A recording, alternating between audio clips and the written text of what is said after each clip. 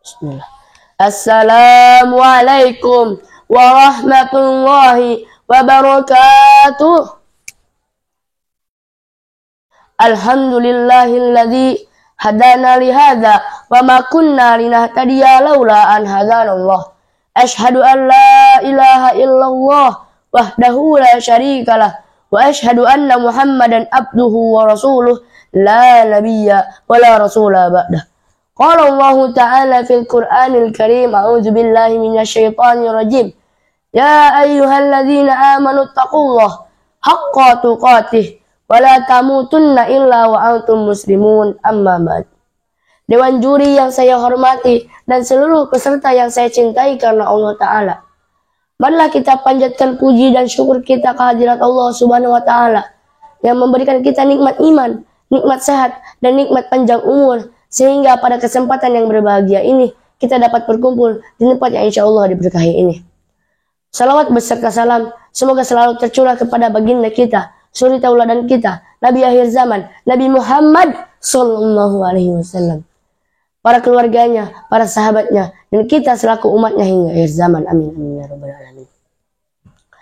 Hadirin yang dirahmati Allah Subhanahu wa Ta'ala, di akhir zaman ini banyak kaum muslimin yang mengaku cinta kepada Rasulullah Shallallahu Alaihi Wasallam. Namun cintanya hanyalah sebatas lisan. Tidak ada bukti atau tidak ada bekas yang tampak pada akhlak dan perilakunya. Sebagian kaum muslimin juga tidak terlalu mengenal Rasulullah Shallallahu Alaihi Wasallam dan para sahabatnya. Bahkan anak-anak zaman sekarang lebih akrab dengan tontonan-tontonan yang jauh dari mayoritas nilai-nilai keislaman. Mereka lebih akrab dengan tokoh-tokoh kartun yang tidak memberikan manfaat bagi masa depan mereka. Sungguh sayang, sangat disayangkan kaum muslimin, baik anak-anak, remaja ataupun orang tua, yang menjadikan orang-orang yang tidak jelas kehidupannya sebagai orang-orang yang dicintai dan diidolakan. Mereka mengemari para artis, musisi, dan pemain sepak bola. Bahkan mereka meniru gaya rambut, berpakaian, dan gaya hidup mereka yang lain. Lantas, apa yang kita bisa teladani dari mereka? Apa yang kita harapkan jika kita lebih mengenal mereka dibanding mengenal Rasulullah SAW? Bagaimana umat Islam ini akan bangkit jika idola mereka adalah orang-orang yang tidak pernah sholat, orang-orang yang menghiasi tubuhnya dengan tato, orang-orang yang pekerjaannya berpesta, hura-hura, dan sebagainya? Apakah kita tidak prihatin dan khawatir dengan fenomena ini, ikhwah? Bahkan kecintaan mereka terhadap artis atau selebritis hampir-hampir sampai pada tingkat kefanatikan. Padahal manusia yang berhak diidolakan hanyalah Rasulullah SAW. Manusia sempurna yang pantas ditiru segala ucapan dan perbuatan.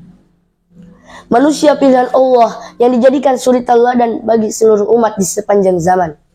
Sebagaimana Allah Ta'ala berfirman, A'udzu billahi minasy syaithanir rajim. Laqad kana lakum fi Rasulillahi uswatun hasanah. Sungguh telah ada pada diri Rasulullah suri tauladan yang baik bagimu. Quran Surah Al-Ahzab ayat 21. Begitu seringnya beliau menahan diri dari tempat tidur yang mewah, dari makanan yang mahal, dan juga dari kesederhanaannya dalam berpakaian. Hadirin yang dirahmati Allah Subhanahu wa Ta'ala, perlu kita ketahui, Rasulullah adalah yang paling baik budi pekertinya.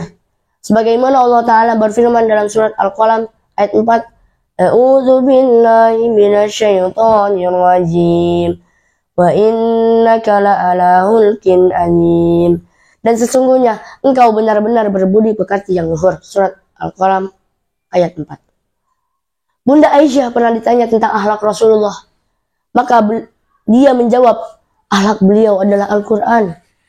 Dan di antara contoh mulianya akhlak Rasulullah sebagaimana yang ditegaskan dalam kitab As-Sahihain, Anas berkata, aku pernah melayani Rasulullah selama 10 tahun.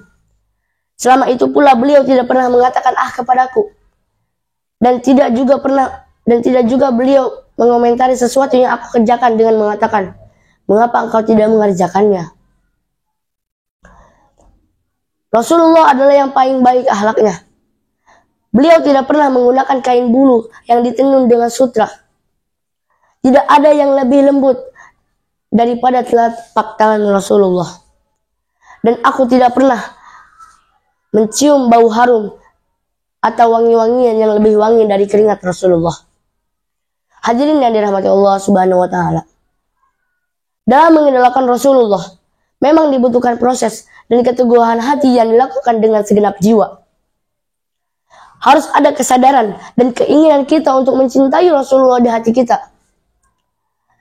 Sehingga kita akan sebisa mungkin mengenal Rasulullah SAW secara lebih dalam. Ketika seseorang mengidolakan seorang artis, maka ponsel mereka akan penuh dengan foto-foto artis yang mereka idolakan. Selalu mencari kabar terbaru dari artis tersebut, hingga mencoba menjadi seperti artis yang mereka idolakan.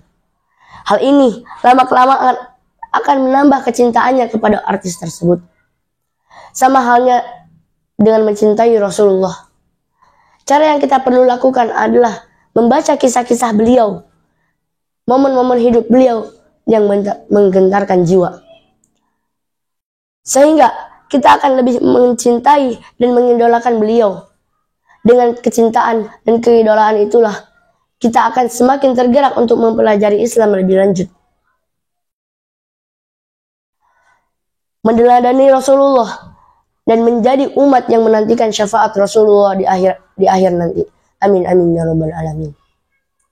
Sebagai penutup dan sebagai oleh-oleh di rumah, ingatlah pesan saya yang terakhir ini. Mencintai Nabi Muhammad dapat dilakukan dengan dua cara. Yang pertama, meneladani sikap dan perilakunya serta taat pada perintahnya. Yang kedua, merindukan dan mengingat beliau sallallahu alaihi wasallam. Sekian yang dapat saya sampaikan, mudah-mudahan bermanfaat. Wal afu minkum. Wassalamu alaikum warahmatullahi wabarakatuh.